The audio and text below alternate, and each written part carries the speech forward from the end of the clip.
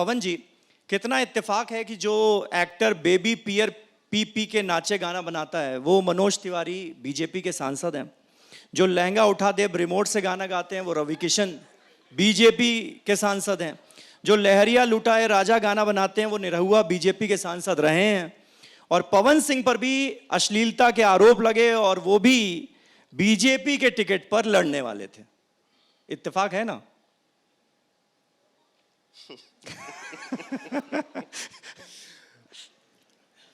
हमार तक गाना में मुद्दा बन गई। मैंने एक सॉन्ग गाया था जो सुपरहिट सॉन्ग है। उस गाने का बोल ये है कि अरे जानी जा कमाए कलकतिया राजा मारली सवतिया मतिया राजा। तो हमारा तो सब हो गया था, लेकिन मेरे गाने को ही मुद्दा बना दिया गया। मैंने बोला कि ठीक है, नमस्ते प्रणाम, मैं अपने जीवन में खुश हूँ और आपका आशीर्वाद है तो फिर किस चीज़ की कमी है। यही संपत्ति है अपना, यही धन है, इसी में सब कुछ है। और ऐसा भी सुनने में आया कि बीजेपी के कुछ नेता भी आपकी ट्रोलिंग में शामिल थे, सही बात थी? सॉरी, जो गाने पर आपकी ट्रोलिंग जो लोग कर रहे थे उसमें बीजेपी के नेता भी शामिल थे क्या? जाए दी कुछ बात दिल में, बात दिले में रह दी, ओके बाहर निकालल कोनो जरूरी नहीं है। जो है सो अच्छा है, सामने से सबका आशीर्वाद मुझे मिलता है। ओके। तो नेता लोग तो झेल ही जाते हैं ट्रोलिंग, बड़ी बड़ी ट्रोलिंग झेलते हैं अभी तो। और आपने तो वैसे भी न जाने कितनी ट्रोलिंग झेली है, भोजपुरी सिनेमा के इतने बड़े स्टार होते हुए भी। तो आपको तो आदत होनी चाहिए थी। इतने ज्यादा क्या परेशानी कि आपने आसनसोल से टिकट ही वापस कर दिया? हम घर में चुपचाप बैठा रहिला, किसी के बारे में शायद मैं टिप्पणी नहीं करता हूं। का हो, बात बात पे मैं लाइव आता हूं? नहीं आता हूं। बट फिर भी पता नहीं क्यों ये जो कंधा है ना पवन सिंह का, हाई हो गईल, हाउ हो गईल, ऐसे हो गईल। होने दो, जो होता है सो होने दो, सब देखा जाएगा। संघर्ष ही जीवन है सर। मैं पहले सोचता था अरे यार ऐसे क्यों हो गया, वैसे क्यों हो गया, बट अब नहीं सोचता हूँ। जो होगा सो देखा जाएगा। अच्छा पवन सिंह जी, अब आप यहाँ पर मौजूद हैं, सत्ता सम्मेलन का मंच है, तो काराकाट वाली जो आपकी लड़ाई थी वो चर्चा उस पर ना हो तो ऐसा कैसे हो सकता है? आपने काराकाट से लड़ने का ऐलान किया तो बहुत सारे नेता जो हैं उन्होंने कहा कि भाई चुनावों और फिल्मों में बड़ा अंतर है, कोई 50,000 वोट यहाँ से पा के दिखा दे तो जाने।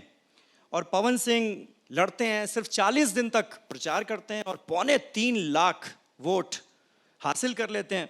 यहाँ तक कि उपेंद्र कुशवाहा की हार का आपको जिम्मेदार माना जाने लगता है। ये कैसे हुआ?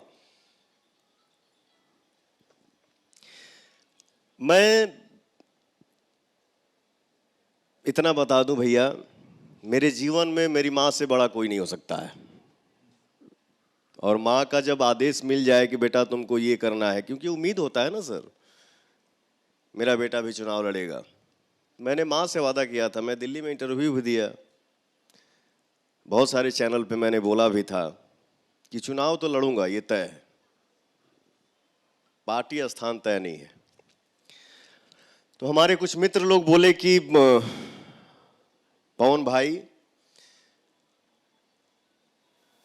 शाहाबाद जिला में काराकाट ही एक ऐसा क्षेत्र है जहां लोग आते हैं और चुनाव जीत जाते हैं और फिर काराकाट में जाने की जरूरत नहीं है उनको।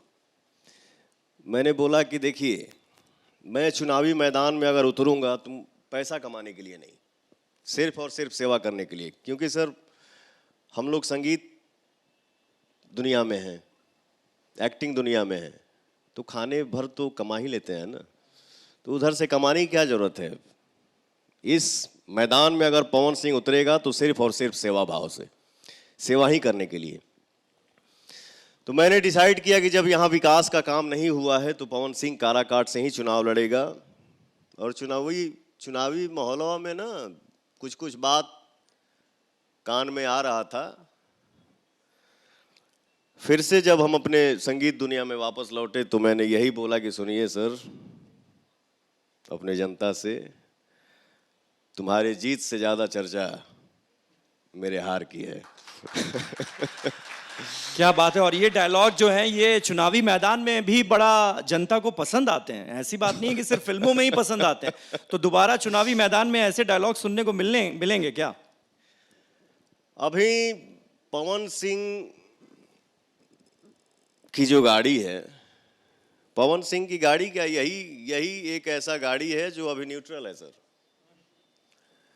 देखते हैं, हनुमान गियर लगेगा, गाड़ी बढ़ेगी, किस साइड मुड़ेगी इसकी कोई गारंटी नहीं है।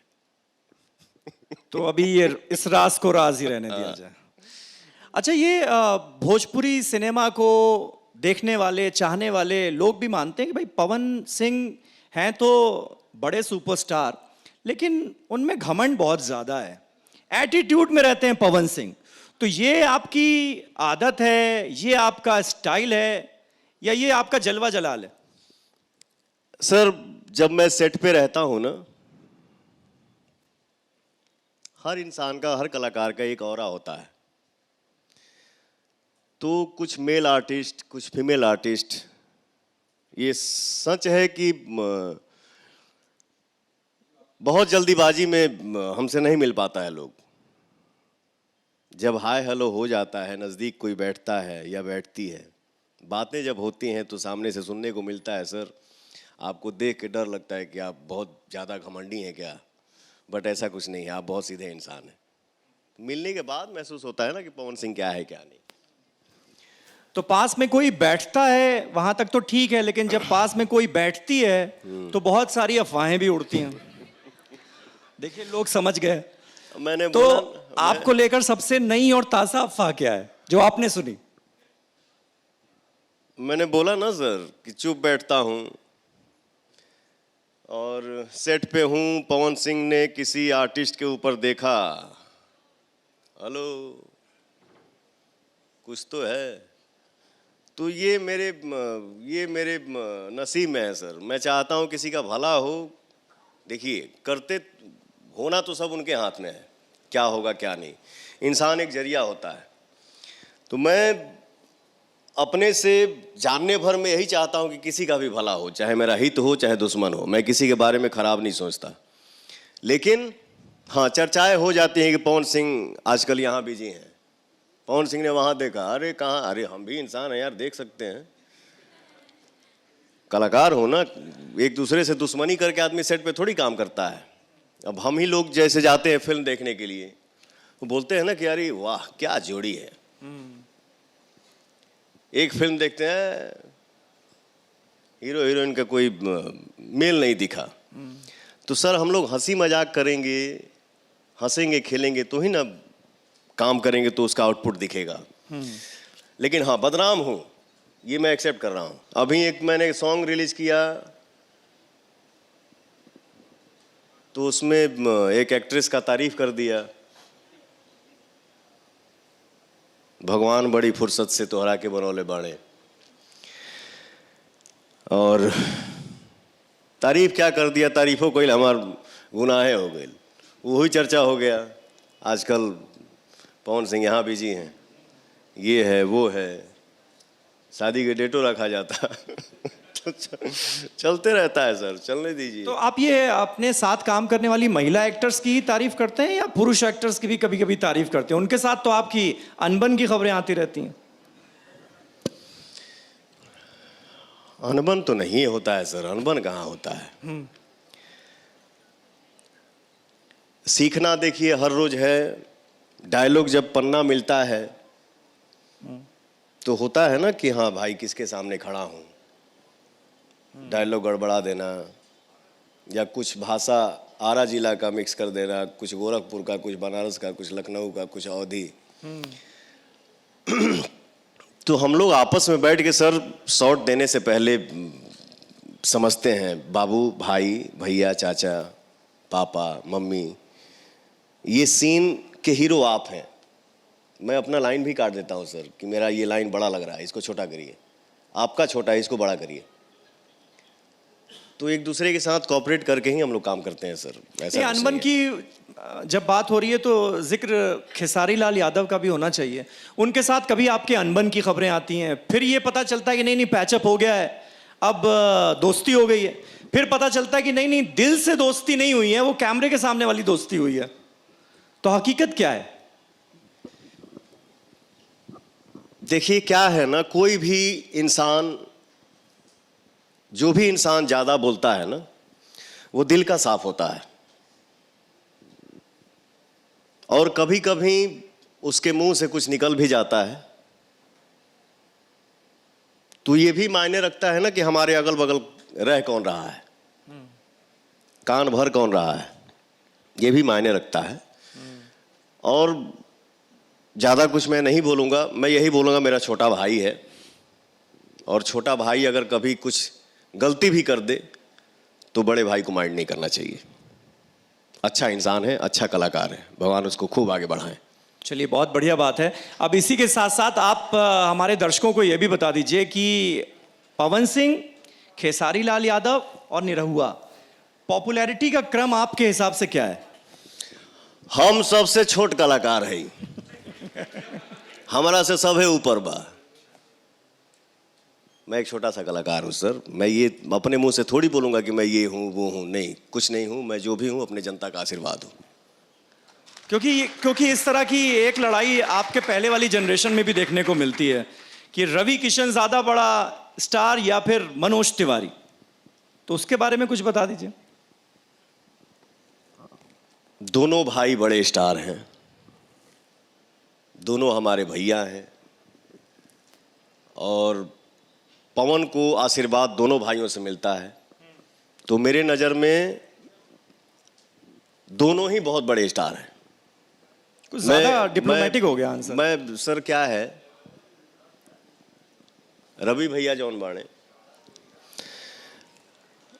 वो शायद मुझे लगता है हम सब कलाकारों में सीनियर हैं, और थोड़ा बहुत 19-20 नहीं होगा तो फिर देखिए हम यहां से कितना भी बड़ाई कर दें किसी के लिए, लेकिन यहां तो रहता ही है हम ऊपर कि तू ऊपर।